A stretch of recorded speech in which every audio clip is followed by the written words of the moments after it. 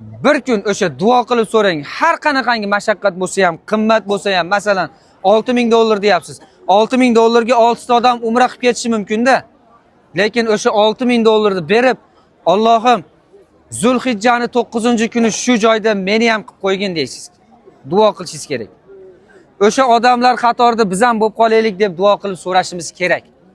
Duo qilamiz inshaalloh. İnşallah. Amin.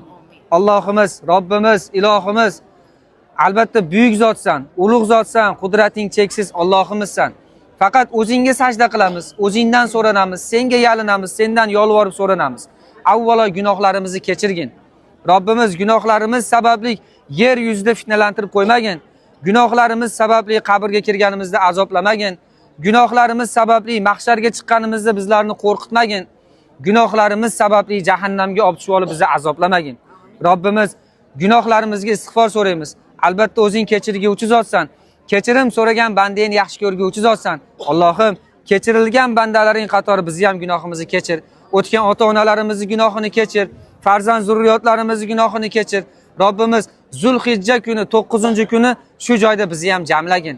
Qiyomat kuni haj qilingan bandalaring qatorida turishlik nasib qilgin.